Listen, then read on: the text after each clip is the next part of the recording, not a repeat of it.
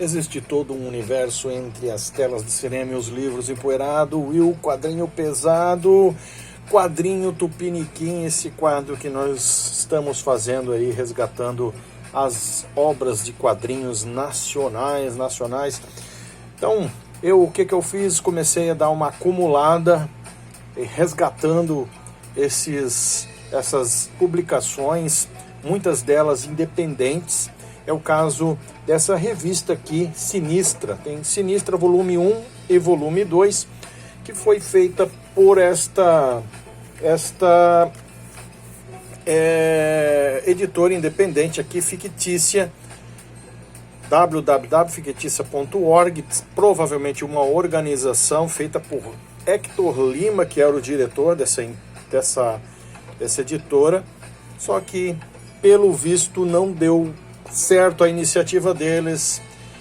A ideia era surgir aqui uma revista baseada em histórias de terror de autores brasileiros, provavelmente em alguma faculdade, alguma coisa assim. Esta aqui é a publicação de dezembro de 2018, Sinistra volume 1, e a Sinistra volume 2, ela já é uma publicação de janeiro de 2029, janeiro de 2018, janeiro de 2019, falei 29, né?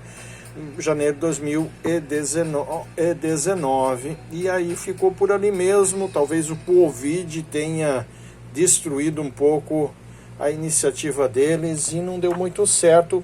É uma pena.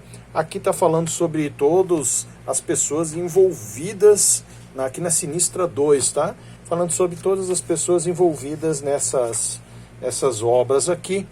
E aqui está o Hector Lima, ele participou também desta revista aqui, que é a Frankenstein 200. Também não consegui encontrar mais informações desses exemplares aqui de Frankenstein 200. Também é uma ideia, é parte da mesma ideia aqui de Sinistra, tá? O que tem nessa primeira revista aqui de interessante? É uma revista que junta contos, junta um prefácio bem interessante, aqui falando do Hector Lima. Provavelmente ele acabei não lendo aqui qual a origem dele. Eu vi que estava lá naquela outra, mas eu acabei não lendo ali dados do Hector. Só fala que ele fez parte dessa aqui, ó, da Heavy Metal Magazine. Então ele andou membro do coletivo fictício e tal. Ele trabalhou ali em algumas obras e algumas publicações deles lá. Não está mais na ativa. Então, o que conta aqui? São histórias bem curtinhas. Aqui é uma história de uma moça que, paralelo à noite dela de heavy e tudo mais e tal, ela faz uma bruxaria aqui e tudo mais, e tira um espírito, um demônio, alguma coisa aqui do cara, exorcista, e ao mesmo tempo o chefe dela leva a pior.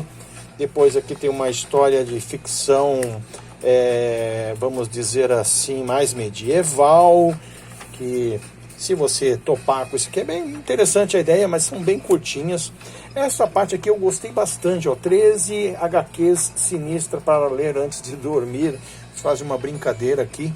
E aqui está sendo colocado vários HQs nacionais. Essa diva satânica que é interessante. Ela é de Brão, também uma arte independente. A gente começa a encontrar outros artistas. Então, nessa situação desse resgate de outros artistas, quadrinistas brasileiros, é bem interessante. Gostei dessa matéria aqui, gostei. Muitos textos aqui, muitas indicações e dicas, é interessante ir atrás. Aqui uma história mais infantilzinha aqui e tudo mais. Essa história aqui eu achei bem bacana, começou muito bem.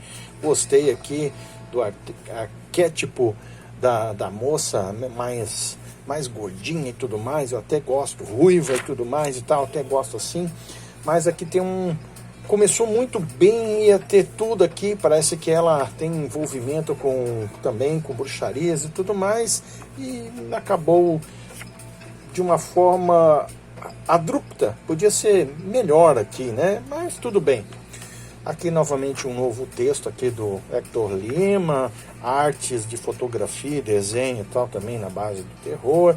Tem esta parte aqui, que é uma caçada e tudo mais. Interessante até a arte, a forma da arte. Lembra até um pouquinho aqui o Flávio Colin, né? As situações que eles encontraram das pessoas, parece que tem assim um tipo de uma criatura ali e tal. Então também vou deixar para vocês, se caso você topar com essa revista aqui. Depois tem mais um texto aqui, textos falando também de leituras e contos, dando dicas. E aí vamos para outra história aqui que é mais cyberpunk e tudo mais e tal, interessante. O legal disso aqui é que ele foi por um caminho e na verdade dá uma reviravolta lá no final, então é interessante, não é tão assim, mas é interessante, surpreende um pouquinho. Já a Sinistra 2, ela já veio com menos histórias ainda, menos páginas, dá para ver que sofreram um pouquinho. Começa aqui a história dessa moça, a arte aqui, bem interessante essa arte, eu gosto desse tipo, alternativo, mais cartunesco e tudo mais e tal. E elas estão aí tentando ressuscitar um Frankenstein, vou deixar assim.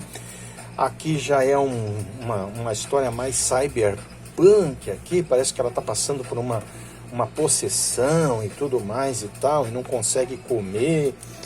E essa outra história aqui eu esperava um pouquinho também mais, tem um conto, e aí com esses desenhos aqui, gravuras, interessante talvez.